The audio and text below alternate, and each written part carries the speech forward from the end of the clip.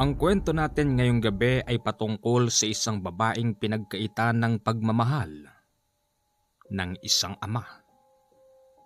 Lumaki siya sa pangangalaga ng kanyang ina na si Lilibet. Ang nanay niya ay mahilig sa mga luho, mahilig sa mamahaling bag, sa damit, sa hikaw, sa kung saan-saan. Kung pumustura, akala mo'y dalaga. Pero nung mga panahon na yun, nasa 59 na ang nanay niyang si Lilibet at palagi siyang ginagamit ng nanay niya upang mamera ng mga kalalakihan.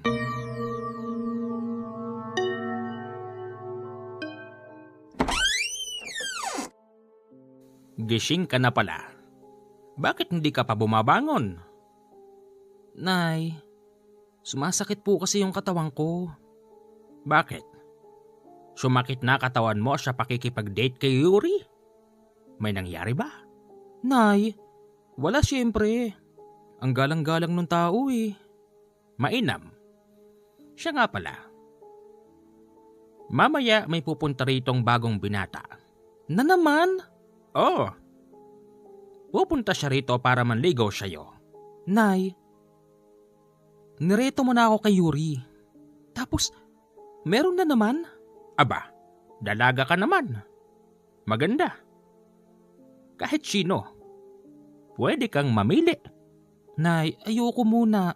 Hindi maaari. Mag-ayos ka na. Baka dumating na si Patrick. Sinong Patrick? Saan nyo naman nakilala yun? Huwag ka na magtanong.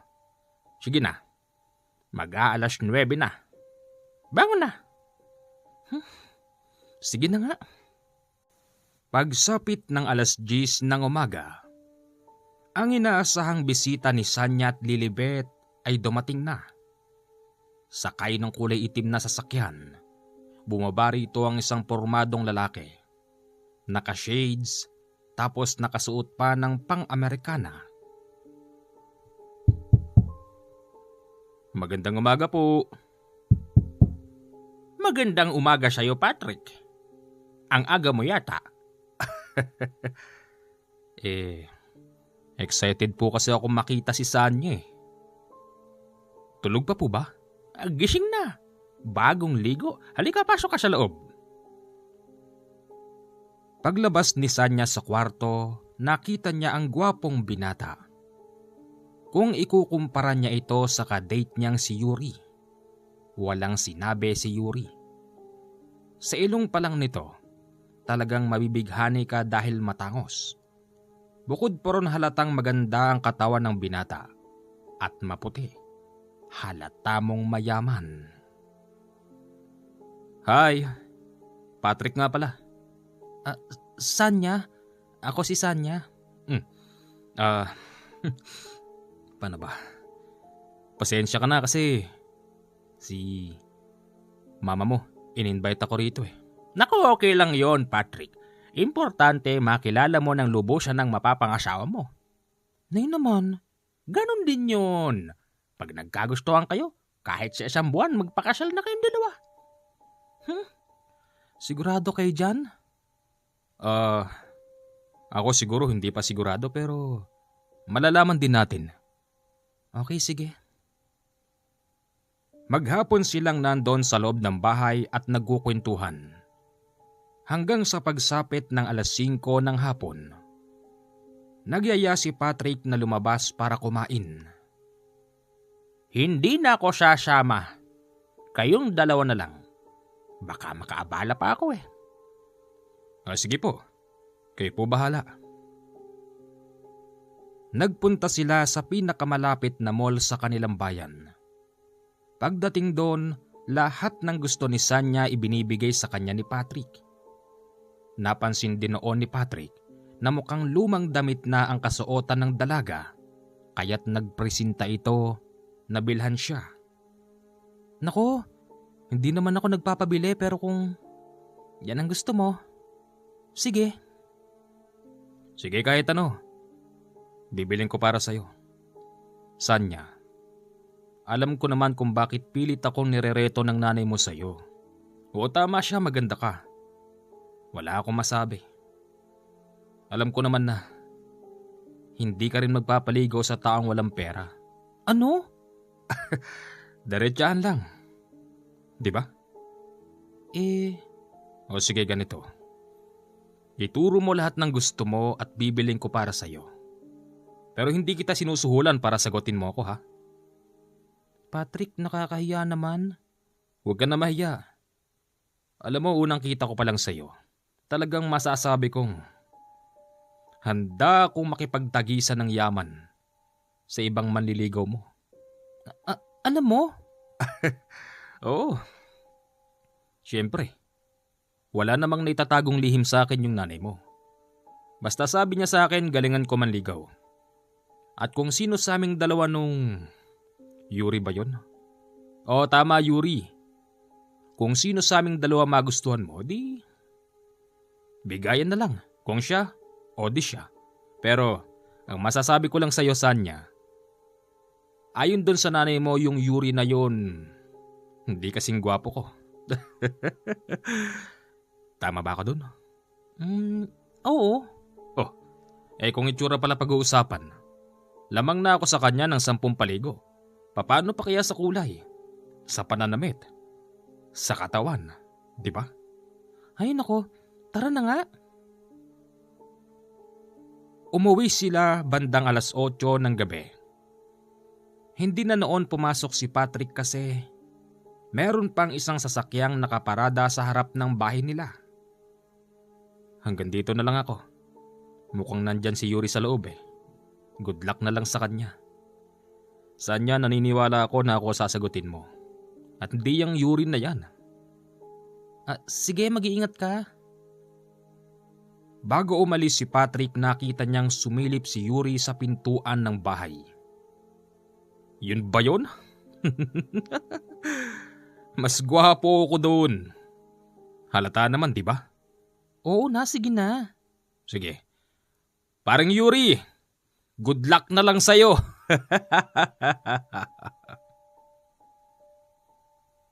Nang papasok na sa bahay si Sanya, sinalubong pa siya ni Yuri dahil sa dami niyang bitbit.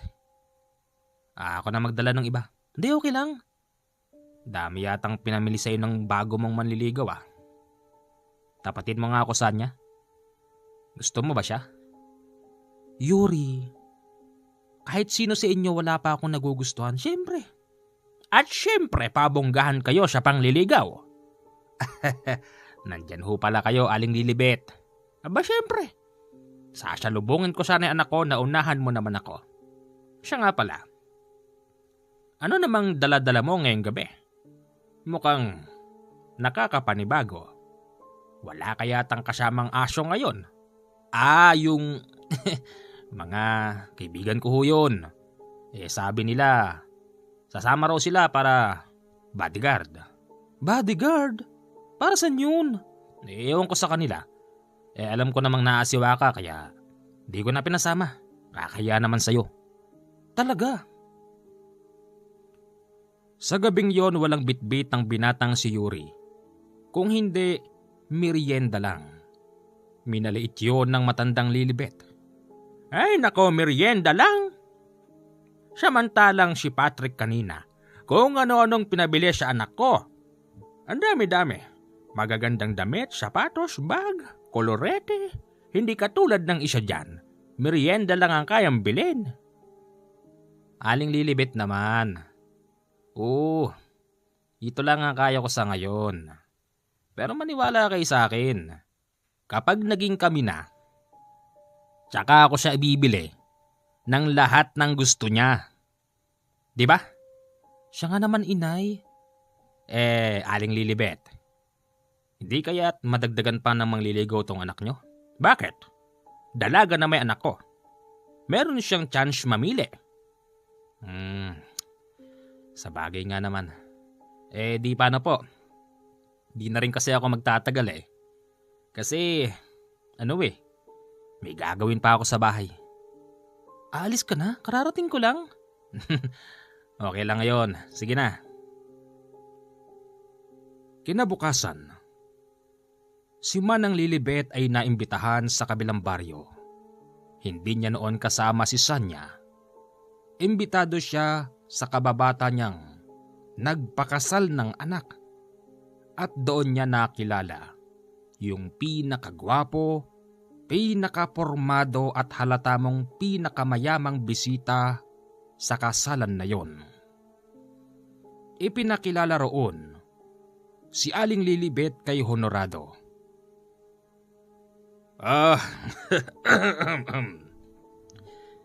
Balita ko ho, Aling Lilibet, ay meron daw kayong magandang anak. Totoo po ba yun? Ay, syempre. Dalaga yon si Sanya. Pumapatol kaya siya sa isang matandang katulad ko? Ilang taon mo na ba, Honorado? Kung di po ako nagkakamali, mas matanda lang kayo sa akin ng isang dekada. Ganun ba? Walang masama doon. Talaga naman. Hindi ba parang anak ko na lang yung anak nyo kung titignan? Sa itsura hindi. Mukha ka pa rin namang bata at mapag-ayos sa sarili. Talaga naman. Pero wala bang ibang manliligaw yung anak nyo? Meron dalawa. Magpaligsahan na lang kayo. Sige. Kahit mamaya pupunta ako sa inyo. Ano bang mga paborito ng anak mo? Sinabi ng matandang Lilibet ang paborito ng anak niya. Pero ang totoo doon, purong paborito ng matandang Lilibet ang nirequest niya. Pagsapit ng gabi, dumating na si Honorado sa bahay ng magnanay. Tiyempo namang walang ni isang manliligaw ang napadpad sa gabing yun. Nay, sino yan? Ay, si Honorado. Nakilala ko ron sa kasalan. Pinakamayaman, pinakagwapo, pinakamapormang bisita dun yan sa kasalan. Magandang gabi po. Magandang gabi, Honorado. Halika, pumasok ka sa loob. Ako? Nagkamali yata ako ng inakala. Bakit? Hindi ka pala totoong maganda. Ano? Hindi maganda ang anak ko? Ibig ko sabihin, hindi siya maganda. Sobrang ganda niya pala. Para tuloy ako nahiya sa kasuotan ko sa kasadala. Okay na yan. Sige, ibaba mo na rito yan. Napansin ko lang dito sa palibot ng bahay niyo, parang ang dami yatang nagsabit na bulaklak. Saan ba nanggaling ang mga yan? Sa mga manliligaw ng anak ko. Aling Lilibet, hindi ko po kayo kinakausap. Sa mga manliligaw ko yan. Halatang mayaman. Mukhang binili pa sa mamahaling flower store ang mga yan, pero wala yan. Panis sa akin yan, panis. Kayang-kaya kong doblehin yan pag ginusto ko. Tapo. May tao. Nako. Patay na. Anong patay? Sinong patay? Kuya, ano ba? Ano bang pwede kong tawag sa'yo? Brad na lang. Mukha naman kasi tayong magkaedad lang. De. Mas matanda kayo sa akin, halata naman eh. Di kung gusto mo, pare na lang. O pare, Yuri nga pala. Manliligaw ni Sanya. Siguro sa'yo nang galing yung kulay pulang bulaklak na yun. Akin yun. Hindi. Sa isa yun eh. Ano? At meron pang isa? Oo, yung kulay pink yung akin. Aling Lilibet. Bakit hindi natin ipatawag yung isa pang manliligaw para magsabay-sabay na kami? Di ba? Baka dumating din yun. Aba, mas maganda yun. At magbababa ako ng patakaran. Ano? Ikaw pa masusunod? Para malaman kung sino mas magaling. Hindi nga nagtagal, dumating din ng isa pang manliligaw na si Patrick. 3 sasakyan na tuloy ang nakaparada sa harap ng bahay nila. Nang dahil sa ganong pangyayari, yung mga kapitbahay nila'y nakikiisyoso na. Meron pang nagsasabing timawa sa pera ang magnanay na yun dahil doble-doble ang manliligaw. Ay, ang taray! Si Aling Lilibet, nililigawan ng lalaki na katuksido. Hay, tumahimik ka bakla.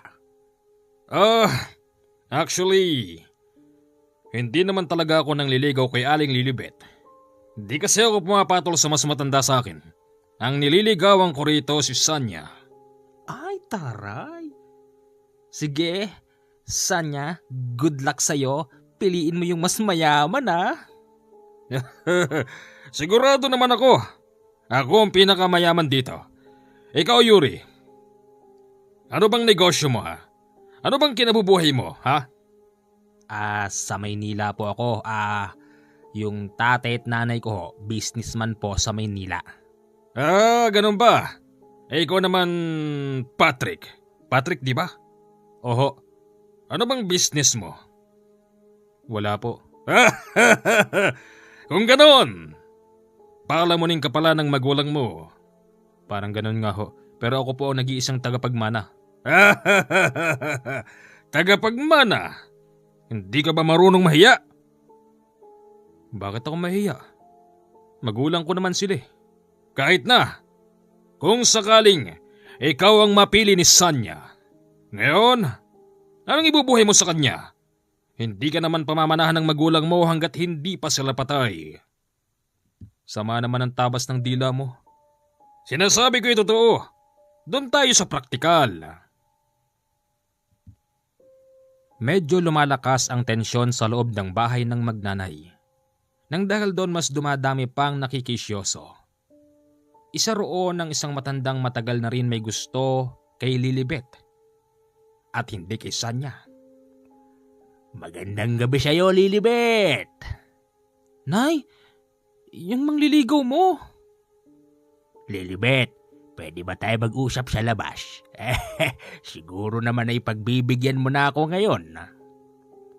Ay nako, umalis ka nga rito, Pasyo. Pasyo? Hoy, ikaw matandang Pasyo. Gusto mo pang ligawan ng magiging biyanan ko? Umalis ka nga rito. Hindi ka ba nahihiya? Lahat kami rito pormado pero ako pinakagwapo roon. Umalis ka rito. Huwag kang makipagsabayan. Ganun ba? Bakit nililigaw mo ba si Lilibet? Hindi. Yung anak ka nililigawan ko. Ganon naman pala. Huwag kang masyadong mayabang, Honorado. Teka, paano mo naman nalaman ang pangalan ko? Kanina ko pa naririnig sa mga tsismoso dyan sa labas. Sige. Lilibet, babalik na lang ako sa susunod na araw. Ano? Dadalang kita ng bulaklak galing doon sa bukid. Inis na inis talaga ang matandang Lilibet sa matandang Pasyo na yon. Ayon pa sa iba, nagpakatanda ng ganon si Tata Pasyo hanggat hindi niya napapasagot si Lilibet. Halos kasing edad din kasi ito ng matandang Lilibet.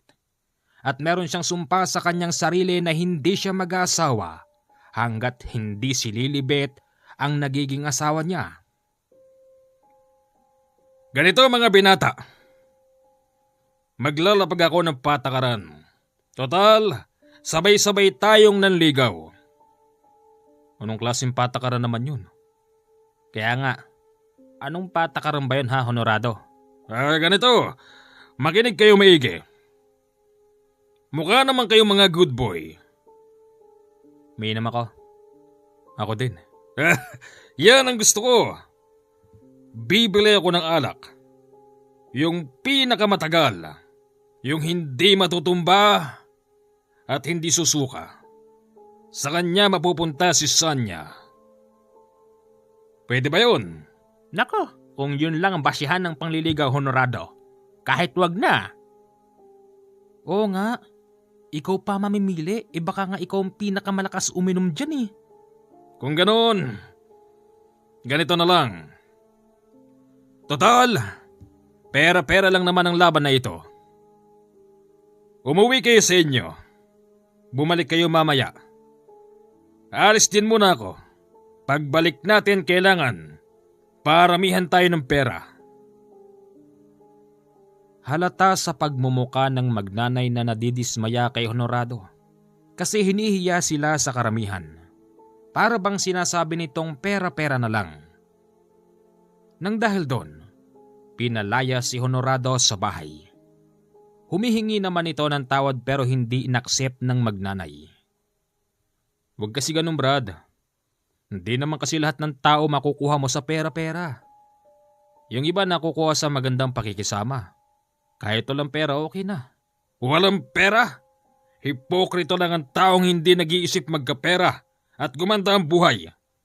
Lahat tayo rito nangangarap magkaroon ng magandang buhay at sisiguraduhin ko kahit pagsama-samahin pa ang kumpanya ninyong dalawa. Nang yuri na yan, mas mayaman ako kesa sa inyong dalawa. Ganun ba? So, di ikaw na mayaman. Ano ba business mo? Kung yung mga magulang nyo dito lang sa Pilipinas nagbi-business, pues meron ako sa Canada, sa Japan, sa Amerika. Tama na.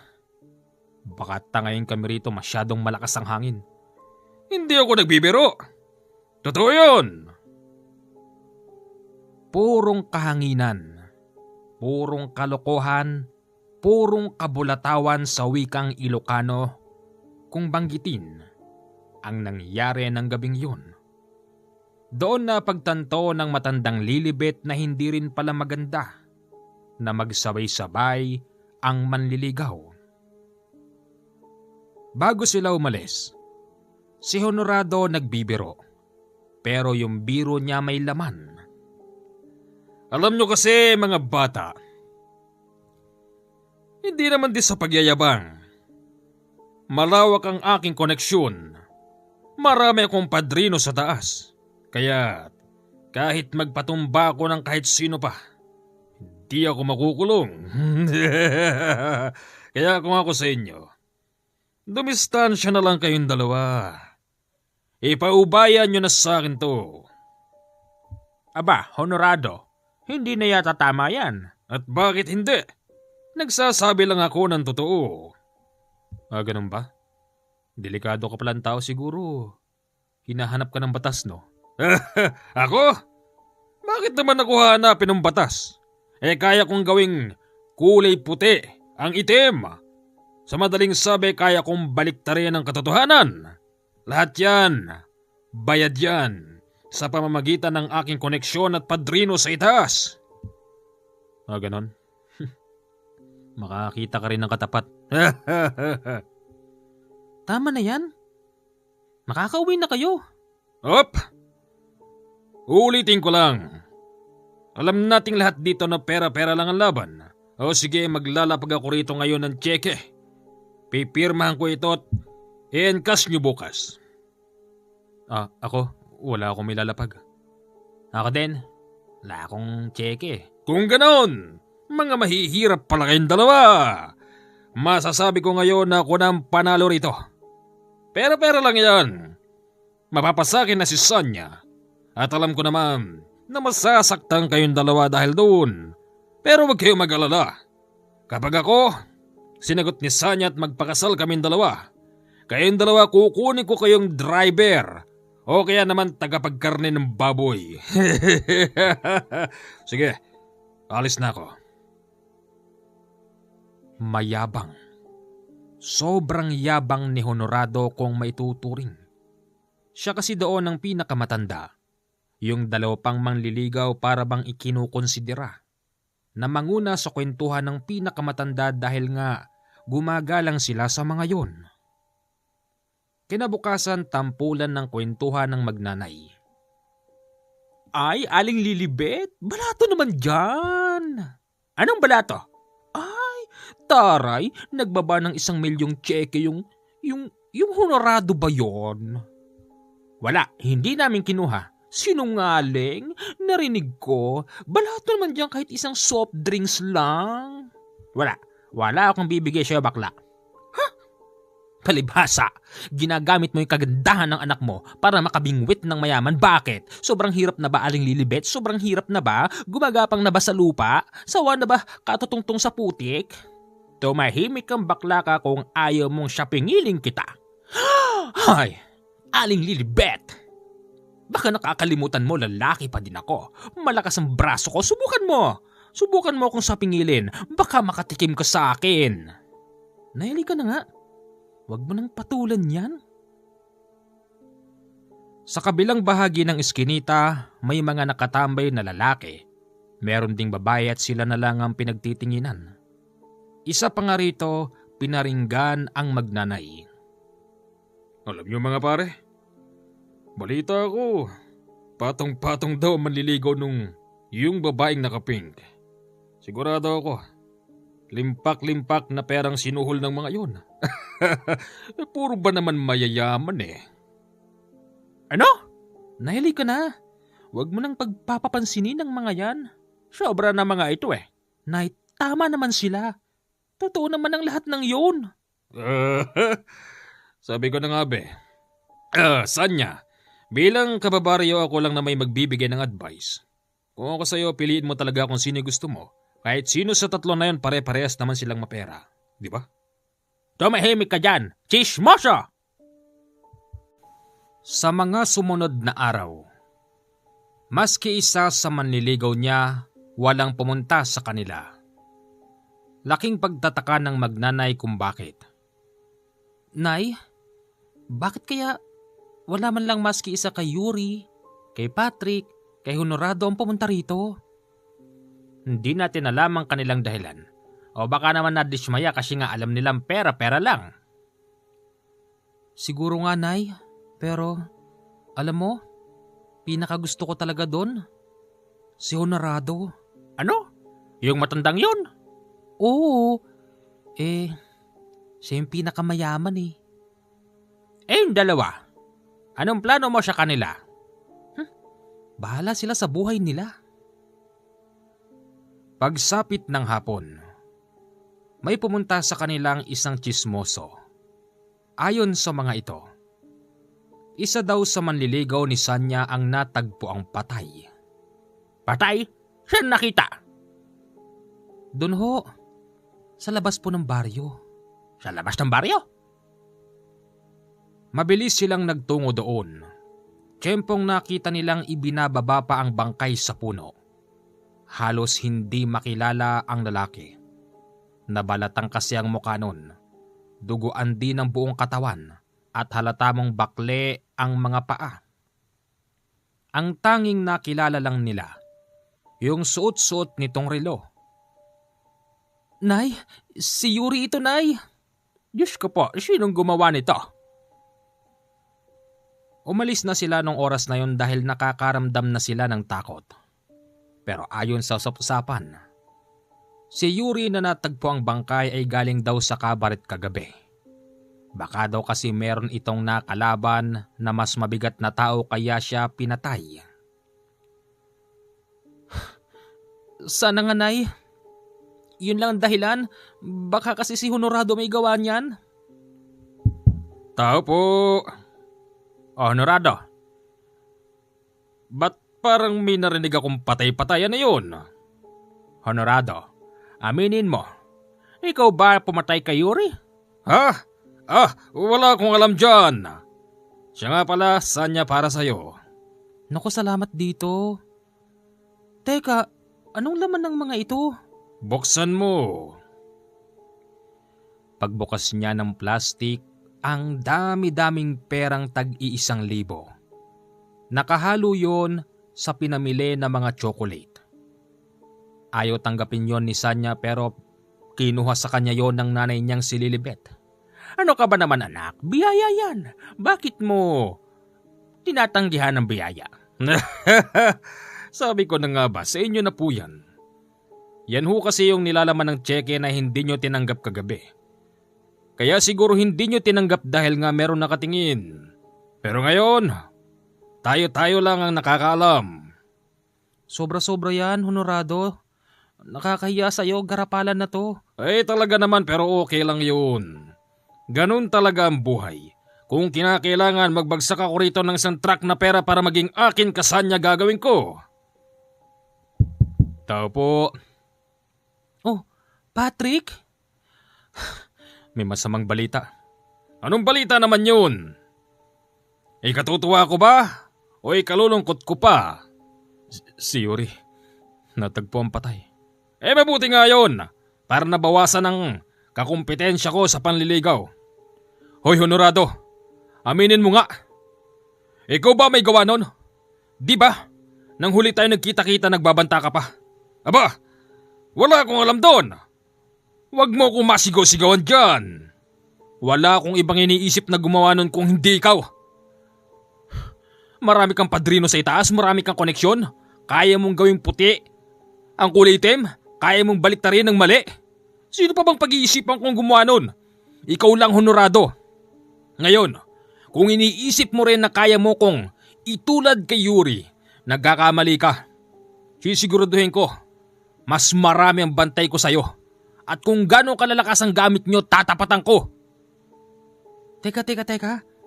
Di na yata maganda yung pinag-uusapan nyo. Hoy! Wala akong kinalaman doon, tampalasan. Ikaw ang tampalasan. Subukan mong gawin sa akin yon, Honorado. Subukan mo lang. Alam ko naman na marami kang aso dyan sa labas. Ano magagawa nyo ngayon? Papatayin nyo si Honorado? Hindi nyo ko kaya. Hindi. Lumabas si Honorado ng bahay at pumunta sa likod. Inaantay nilang lumabas ito roon. Pero laking gulat nila dahil wala na pala doon si Honorado. Saan napunta yun? Bok! Saan napunta lalaking umikot dito? Di ko alam eh. Di ko naman napansin. Diyos ko, may sa demonyo yata yung tao na yun. Natakot din noon ang magnanay. Iniisip nila mukhang hindi yata tao si Honorado. Sa gabing yun, nasolo ni Patrick ang panliligaw. Pero napapansin ni Patrick na sa tuwing medyo malapit nang mauwi sa lambingan ng kwentuhan, may kumakalabog sa bubong ng bahay. Kung hindi kalabog, nakakarinig sila ng pagaspas. Kapag ganoon ang senaryo, lumalabas noon si Patrick at tinatanong niya sa mga kasama niya kung sino ba yung nasa bubong. Wala naman kaming nakikita, Patrick. Imposibleng wala. Umikot nga kayo. Umikot-ikot ang mga kasama ni Patrick pero wala silang ibang nakita. Pumasok na naman siya sa loob. Dahil nga nag-iisa lang itong manliligaw at tila ba nai-inlove na rin doon ng dalaga. Bibigay na kaunti na lang. Kaunting-kaunti pa pero sadyang nauudlot. Kung hindi kalabog, kaluskos, angil ang nadidinig nila nung oras na yun. Siguro, dapat na ako umuwi. Nako, pasensya ka na. Ayos lang yun. Mag-iingat kayo rito Oo, sige. Pagsapit ng alauna ng madaling araw, naalimpungata ng magnanay dahil sa napakalakas na alulong ng aso. Napakawari nila'y para bang nandun lang sa pintuan ng bahay. Sa takot ng magnanay, hindi sila bumangon sa higaan. Kapwa sila noon nakakulubong. Paulit-ulit ang pag-alulong ng aso at pagkatapos noon malakas na pagaspas sa itaas ang humahalili. Ano ba yun? Nay! Hindi ko alam. Baka aswang yun. Nako, dapat mo na yatang makilala ang tatay mong si Delmo. Sinong Delmo? Si tatay mo, Delmo pangalan ng tatay mo. Nakatira yon sa malayong kabihasnan at meron yon tinatagong lihim kaya nga iniwan ko siya. Anong lihim? Albularyo ang tatay mo. Hindi basta albularyo. Ngayon, kung problema ang aswang yan, ipapupuntahin kita sa tatay mo sa malayong kabihasnan para hindi ka maano ng mga yan. Ganon? Oo. Pagsapit ng umaga, nag-aal sa balutan noon ng dalaga. Sige na anak, doon ka muna. Nay, bakit di ka pa sumama? Hindi kami close ng tatay mo. Wala akong mapapala sa kanya. At sigurado naman akong meron na rin siyang pamilya. Baka nga may apo na yun eh. Bukod sa pagiging albularyo, babaero din ang tatay mo. Nay, sumama ka na sa akin. Kalimutan nyo na yung away nyo ni tatay. Hindi. Bago umalis ang dalaga sa loob ng bahay, may pumasok na hindi kilalang tao. May mga hawak itong baril at nakatutok sa kanila. Pasensyahan tayo pero napagutusan lang kami. 5 sunod-sunod na putok ang umalingaw-ngaw sa loob ng bahay, pero ang sinadyang patamaan ang matandang Lilibet. Ang dalaga naman nakapagtago sa loob ng kwarto, pero laking gulat noon ni Sanya dahil hindi siya pinasok sa loob. Pagkatapos noon tumambad ang patay na katawan ng kanyang nanay. Dumating ang mga pulis, nag-imbestiga, tanong-tanong kung meron bang nakakita hanggang sa walang nangyari sa kaso ng nanay niya. Hindi pinagtagal ang burol ng nanay niya dahil natatakot na rin siya magtagal pa sa lugar na yon. 3 araw lang ito ang ibinurol at pagkatapos noon tumalis na siya at pumunta na sa gawin ng Mindanao kung saan matatagpuan ang tatay nitong si Delmo. Habang siya'y nasa biyahe, ramdam niyang para bang merong sumusunod sa kanya. Hindi lang isang tao, hindi lang isang sasakyan, marami sila. May problema ka ba, miss? Wala po. Teka, may problema ka eh. Wala po talaga. Nung mga oras na yon, nasagi niya ang isang lalaking nakatayo sa gilid ng barko at nakatanaw sa mga sumusunod na dolphin. Makalipas ang 12 oras, nakarating na siya sa daungan. Dali-dali siyang bumaba at nag-arkila ng Bihire. Hindi alam ng driver ng Bihire o ng UB Express kung tawagin kung saan ang lugar ng tatay niyang si Delmo. Pero nang sinabi niya yung bayan, doon siya huminto. Pagdating doon, nagtanong-tanong siya kung saan matatagpuan ang tatay niyang si Delmo pero wala ni maski isa ang nakakakilala sa tatay niya. At ang mas masakit pa ron, dahil nga ito'y Mindanao, ang napagtatanungan niya yung mga taong hindi marunong magsalita ng Tagalog. Ano ba yan? Walang marunong magtagalog dito. Meron, hindi ka lang natsatsamba. Ikaw na naman? Ikaw yung nasa barko kanina, sinusundan mo ba ako? Saan ka sumakay? Sa taxi. Davao to eh, may taxi dito. Ikaw kung hindi ka lang gwapo, kanina pa kita sinampal. O di sampalin mo ko. Saan ka ba pupunta? Ay, wala. Nagpatuloy siya sa pagtatanong hanggang sa ito'y mapadpad sa isang matandang tindera ng anting-anting. Naisip niya na baka kilala nito ang tatay niya dahil nga isa itong albularyo. Manang, kilala niyo ho ba si Delmo? Sinong Delmo? Si Delmo, yung albularyo? Bakit? Anong kailangan mo kay Delmo? Tatay ko po siya. Ano? Biglang napalingon sa kanya matandang yun. Samantalang kanina habang ito'y nakikipag-usap sa kanya ni hindi man lang ito lumilingon.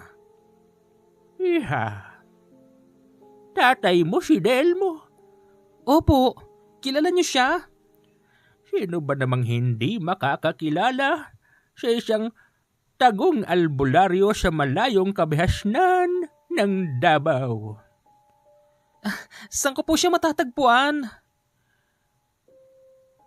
Pilit niyang tinatanong sa matandang tindera ng anting-anting sa bangketa kung saan matatagpuan si Delmo. Sa kasamaang palad, hindi makasagot ang matanda. Manang, saan ko po matatagpuan si Itay? Wala, hindi ko siya kilala. Sabi mo kilala mo. Umalis ka na. Madali ka. Kunin mo ito. Ano to? Hindi ako gumagamit niyang anting-anting na yan. Kunin mo na. Para din sa iyo yan. Ha? Napatingin siya sa bandang kanan.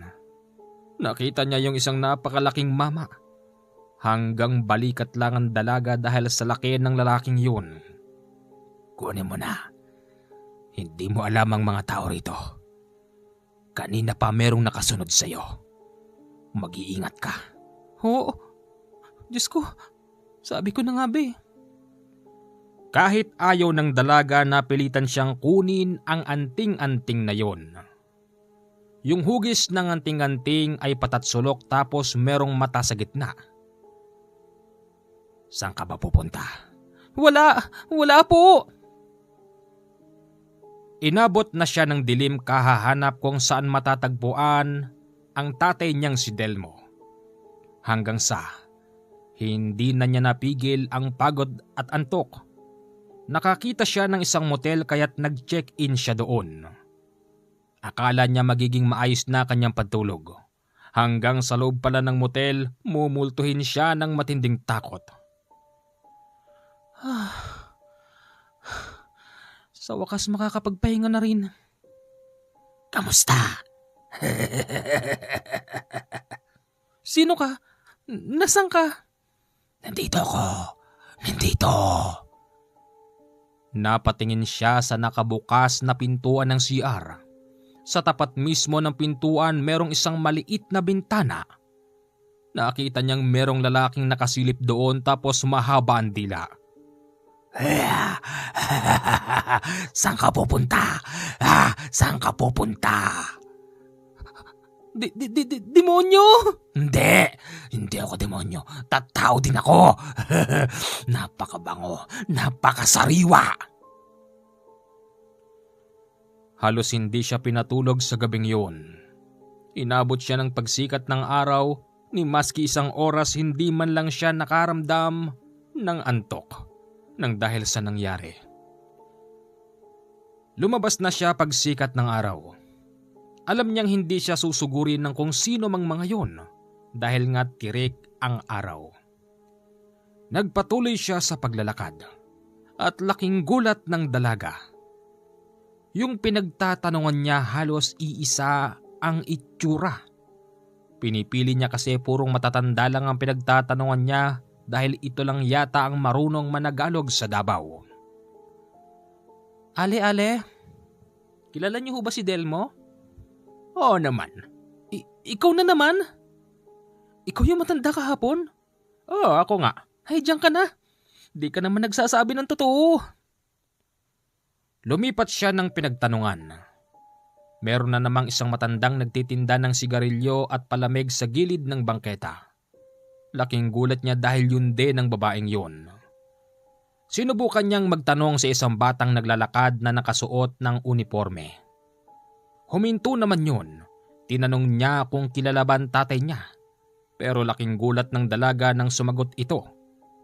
Boses ng matanda ang lumabas sa bibig ng bata. Kilala ko nga ang tatay mo. Hindi na ito totoo. Hindi na siya nakapagtanong dahil wala na siyang tiwala kahit kanino nung oras na yon. Ganun pa man hindi nawawalan ng pag-asa ang dalaga. Hanggang sa pumasok siya sa isang restaurant. Solo niya ang isang mesa. Pangdalawahang tao sana yon. Maya-maya pa may lumapit sa kanyang isang lalaking nakasuot ng sandong puti na dati niya na ring nakita sa barko at minsan na niyang nakabanggaan. Hi! Pwede ba ako makishare? Wala na kasing maupuan eh. Ikaw na naman? Oh, bakit? Nagkita na ba tayo? Ang bilis mo naman makalimot. Ikaw yung babaeng tulala doon sa barko. Tulala?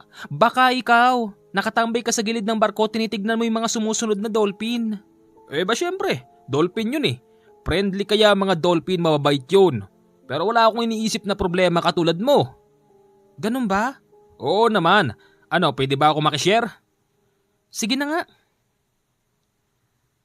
Ako nga pala si Nole. Pangit ng pangalan mo. Ang baho. Pangalan lang yun. Baka hindi mo alam. Yang pangalang Nole ay merong ibig sabihin yan. Hindi ko tinatanong. Ang sungit naman pala ng anak ni Delmo. Ano? Kilala mo si Itay? Hindi. Alam mo, Kaya ako lang nalaman kasi di ba nga paulit-ulit mong tinatanong yon sa mga tao. Tatay mo pala si Delmo. Pero in fairness, maganda yung anak ni Delmo. Dalaga ka ba? Pwede ba kitang pormahan? Hoy, hindi mo ako madadala dyan sa kagwapuhan mo ha. Talaga? So bagay, di naman talaga ako manliligaw eh. Bawal kaya sa akin mag-asawa? Hindi ko tinatanong. Excuse me po. Kayo po ba yung order? Oo. Sige, lilibre ko na tong magandang binibini na to. Lahat ng order niya ako magbabayad. Hey yabang, meron din akong pera. Kahit na ba eh. Ano kuya? Sige po. Bigyan mo ko ng... gusto ko sana yung crispy pate. Tapos syempre merong masarap na sausawan na toyo, na merong kalamansi at merong sili. At syempre bigyan mo ko ng 2 kanin. Tapos gusto ko rin sanang request ng sausawan na... Sanay kasi ako sa kamatis eh. Kahit kamatis lang na merong kaunting asin. Yes sir, masusunod po. At ito namang si magandang binibini na anak ni Mr. Delmo, ibigay mo lahat ng gusto niya. Yes sir. Kayo po. Pwede na sa akin yung dinuguan. Yak! Dinuguan? Kumakain ka nun? Bakit hindi? Ano bang pakialam mo? Nako, bahala ka, ikaw din. Bakit masama ba kumain nun? Hindi naman. Ako kasi hindi ako kumakain nun eh. Sige na kuya, kunin mo na yung order namin. Halos hindi makakain si Sanya dahil sa patingin-tingin sa kanya si Kanole. Nilalabas pa siya ng dimple sa magkabilang pisngi kaya't nawawala ang focus nito sa pagkain. Hoy! Oh, bakit? May problema ba? May gusto ko sa akin no. Ano? Ako? Nagkakagusto sa'yo? Oo, maganda ka. Pero wala akong gusto sa'yo. Kahit sino pang magandang babae, hindi ako mapapaibig. Ipinanganak ako hindi para magmahal, para mag-anak at magpamilya. Ipinanganak ako para tumulong sa mga tao nang walang bayad. Ewan ko sa'yo. Baliw ka na. Oy, saan ka pupunta? Diyan ka na. Bayaran mo yung kinain ko, di ba yun naman ang sabi mo? Sige na nga. Paglabas ni Sanya, sinubukan niyang muli magtanong. Ang huli niyang napagtanungan, isang lalaking matanda. Nakatayo ito sa bandang gilid habang merong hawak-hawak na lata. Ang matandang yon gusgusin, halata mong matagal nang hindi naliligo. Pero mas pinili ni Sanya magtanong doon para na rin malaman kung nasan ang tatay niya. Manong, kilala mo ba yung tatay ko? Sinong tatay mo? Si Delmo yung albularyo. Si Delmo? Oo, kilala ko siya. Doon mo siya makikita sa bundok na yon. Ano? Hanapin mo siya doon. Sumakay ka ng bihire. Magpatid ka dyan sa paan ng bundok. Meron daan papataas dyan. Sige na. May mga nakasunod sa'yo, madami. Dalian mo na! Oho! Nakasakay siya ng taxi ng oras na yon. Ultimong yung taxi driver napapansin na kanina pa may nakasunod sa kanila. Ma'am, bakit ba kanina pa may sumusunod sa atin? Ano niyo ba mga yon? Kuya, wala akong napapansin. Meron ho. 2 sasakyan. Kanina pa bumubuntot sa atin yun eh. Naku ma'am, ang hirap niyo palang isakay. Sindikato yata kayo, baka pati ako madamay. Bumaba na ho kayo.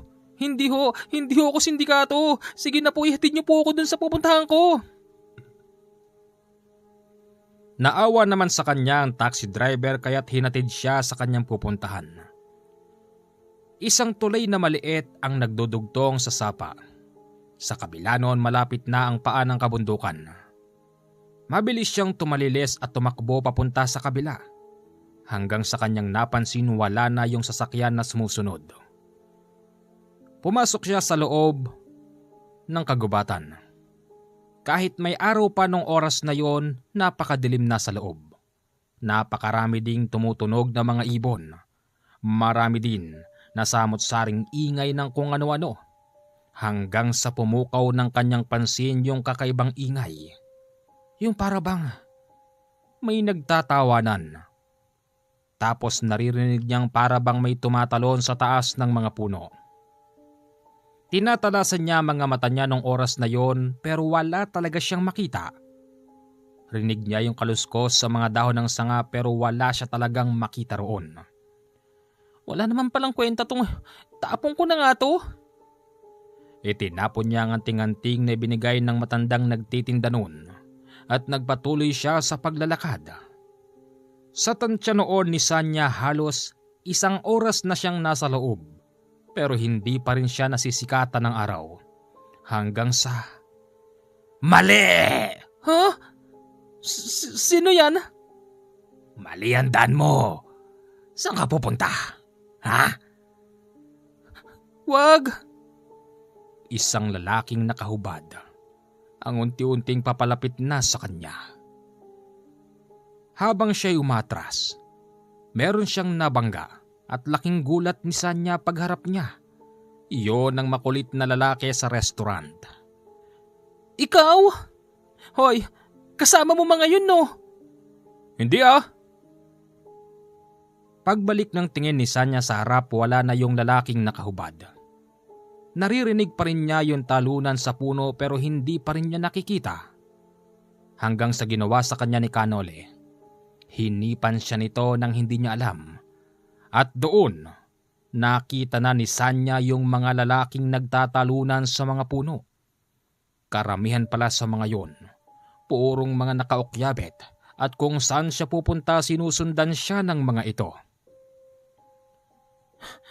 Diyos ko, mga lalaking... May pakpak sila kaya dalian mo na. Diretsuhin mo lang yan. Bakit ako magtitiwala sa'yo? Sige na kung gusto mo pang mabuhay. Diyan mo matatagpuan ang bahay ni Matandang Delmo. Wala pa rin siyang tiwala kay Kanole kaya nga't lumiwa siya ng daan. Pero kahit siya'y lumiwa, meron pa rin naman daan doon papunta sa kubo ng tatay niyang si Delmo. 1 oras at kalahati pa nakalipas, nakalabas na siya ng kagubatan at tumambad sa kanya ang malawak na kabukiran at merong nag-iisang kubo doon sa ilalim ng isang malaking puno. Nasa tansya noon ni Sanya mukhang mas matanda pa sa kanyang punong yun. Unti-unti siyang lumapit doon at nakakita siya ng isang matandang lalaking kulay puti na ang buhok. Meron itong hawak na malaking basket na punong-puno ng isda. Tao po. Tay? Ano? Anong tatay? Sino ka? Tay, ako po si Sanya. Anak niyo po ako kay Lilibet. Sanya? May anak ako kay Lilibet. Ikaw na ba yung anak ko? Oo, tay. Hindi, niloloko mo ko. Hindi ikaw ang anak ko. At sa pagkakaalam ko, ang anak ko kay Lilibet hindi nabuhay. Tay, ako nga po ito. Teka, ang dami nakasunod sa'yo. Halika, pasok ka. Dali mo! Tatanggapin kita kahit di kita kilala. Tay, hindi mo ba nararamdaman ang lukso ng dugo? Basta, pasok na sa loob. Madali ka! Pagpasok niya sa loob, hindi sumunod ang kanyang tatay. Naroroon pa rin ito sa labas. Maya-maya pa narinig niyang nagsasalita yun. Hoy! Mukhang naliligaw yata kayo. Huwag niyo sabihin na manggugulo kayo rito sa tahimik kong pamumuhay. Kaya ako lumayo dahil gusto kong magsolo. Ayoko nang maingay. Tapos dadayuhin niyo ako rito? Aba, hindi naman niya tatama yan. Magpasalamat ka, tanda. Dahil mula sa barko hanggang dito merong gumagabay sa anak mo. Kung wala, pinagpiestahan na sana namin siya. Anak? Anak ko siya. Ngayon, tanda. Malalaman natin kung kakayanin mo pa ang puwersa namin pagdating ng boss namin. Bakit? Ano bang kasalanan sa inyo ng anak ko? Mukhang pera. Lalakero. Malande Makati ang anak mo. Ganon. Hindi totoo yun, Tay. Si nanay may gusto nun. Pero wala ni nanay mo. Pinatay na namin. Matapos naming barilin, hinayaan naming paglamayan niyo siya ng 3 araw. Pero nang nakalibing na, kinain namin ang kanyang bangkay. Dahil yun ang utos ni Honorado. Sino si Honorado? Ang amo namin na pineperahan niyan pero walang planong sagutin. Wala naman sanang plano si Boss Honorado na gawin yan sa'yo. Pero halatang hindi mo siya magugustuhan, kaya't pinapatay na lang kayong magnanay. Ganon. Hayop kang aswang ka. Bumaba ka dyan! Magkasubukan tayo. Alam ko marami kayo, pero hindi ako natatakot sa inyo! Nasa itaas ng puno at nag-ukyabit ang mga lalaki. Hindi sila bumababa, kaya't sinusubukan silang panain ng matandang Delmo. Hindi man lang ako nakatama. Tay, pumasok ko na rito. Sige. Pagpasok sa loob, niyakap-yakap ni Sanya ang tatay niyang pinagkaitan siya ng pagmamahal sa loob ng 27 taon. Kulang 3 dekada yon. At doon ipinaliwanag ng dalaga ang nangyari sa kanila sa loob ng mahabang panahon. Anak, alam kong ganyan ang ugali ng nanay mo noon pa.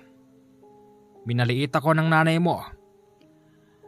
Alam niyang wala akong kikitain sa ginagawa ko. Kaya nga't, iniwan ako niyan at sinama ka. Ang alam ko noon, anak, ay hindi ka nabuhay kasi sakiting ka. At walang sapat na pera nanay mo para ipagamot ka sa ospital. Gagamitin ko sanang pagiging albularyo ko para pagalingin ka pero pilit kanyang nilayo sa akin kaya wala akong nagawa. Ngayon, ito na siguro ang tamang pagkakataon. Tama na rin sigurong itama ko ang lahat ng aking kamalian. Teka anak, paano mo to nalaman? Si nanay din mismo nagbigay sa akin ng address mo. Kaya lang nagtanong-tanong ako eh. Wala nakakakilala sa'yo. Maliban dun sa may makulit na lalaking gwapong nakasando. Ha? Sino yan? Anong nakasando? Ano itsura niya? Gwapo siya. Meron siyang dimple. Tapos nakasando ng puti, maskulado. Nako! Hindi kaya si Canole yon? Oo, yung mabahong pangalan na yun, siya yun. Hindi ko makakalimutan yun, Itay. Ay baka yun ang sinasabi ng aswang kanina na gumagabay sa'yo mula sa barko.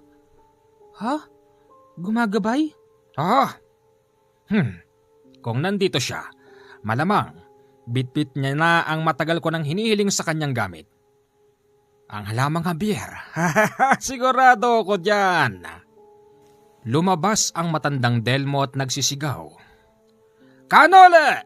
Nandito ka pala! Kapanalig! Maraming salamat at ginabayan mo ang anak ko at ikaw ang nakapagturo ng daan. Canole, kung nasan ka man magpakita ka. Mag-usap tayo. Siguro naman bitbit mo na ang regalo sa akin. Sa pagkakatanda ko, 2 dekada na nakalipas nang hilingin ko sa iyong bigyan mo ko ng mutya ng halamang Javier o kahit dahon man lang. Sa lakas ng pagsigaw ng matanda, hindi nagpakita sa kanya si Canole. Mabilis na lumipas ang mga oras pero naroroon pa rin ang mga nag-ukiyabit na aswang.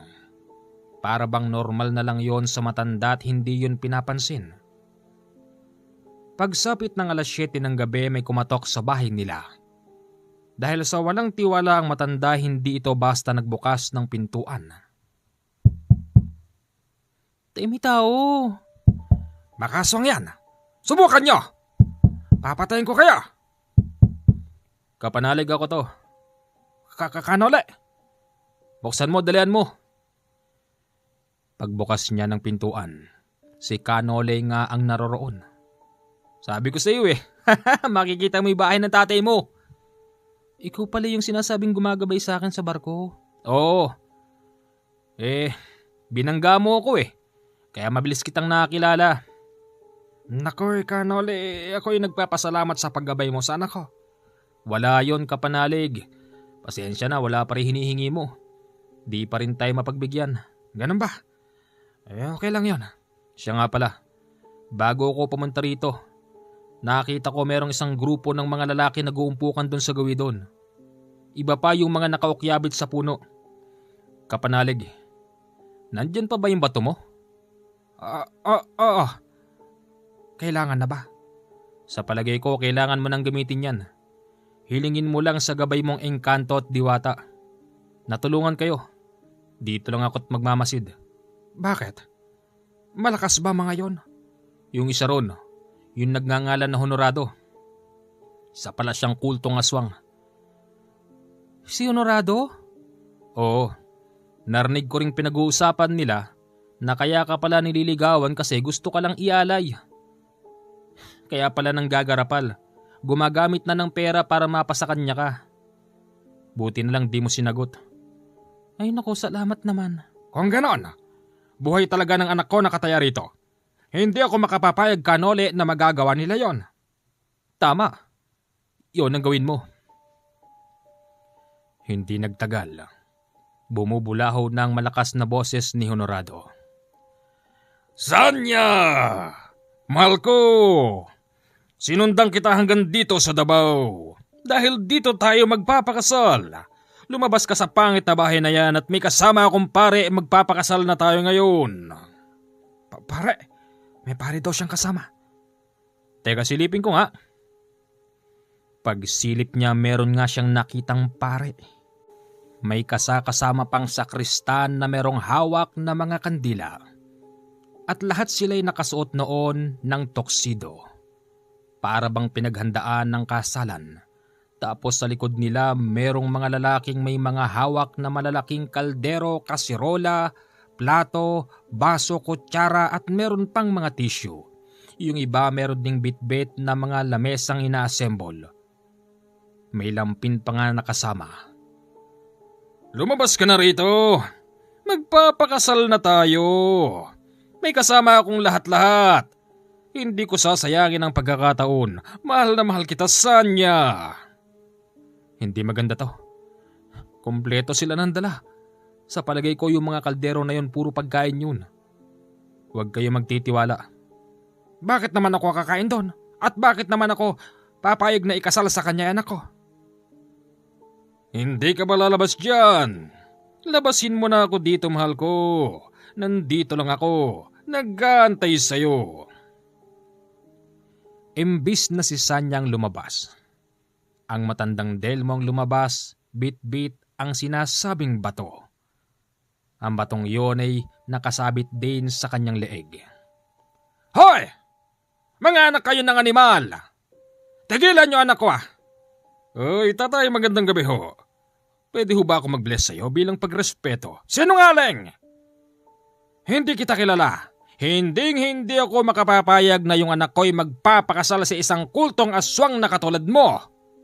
Tayo naman, wala namang ganyanan. Anong walang ganyanan? Umalis kayo rito sa harap ng bahay ko. Kung hindi, tatawag ako ng aking mga gabay. Lahat kayo, tutupukin kayo ng aking gabay sa pamamagitan ng batong ito. At magiging abo. Hindi totoo yan. Ganon? Ayaw maniwala ng mga bisita. Kaya't yung hawak-hawak niyang batong itim, sinimulan niya ng bulungan. Hindi na natin babanggitin ng mga binulong niya kasi medyo delikado po at baka makatawag tayo ng kung ano sa paligid. Naramdaman nilang biglang lumakas ang hangin. Kasabay noon yung gumuguhit na kidlat. Habang gano'n ang sitwasyon, nakikita nila ang itsura ng mga taong may bitbit na kung ano-ano mang gamit. Nako, tignan mo Sanya. Hala, parang naging kalansa yung itsura ng mga yun. Bibigyan ko pa kayo ng huling pagkakataon para umalis dito. Lisanin nyo na ang aking kapaligiran at umuwi na kayo para kayo'y mabuhay. Pakiusap.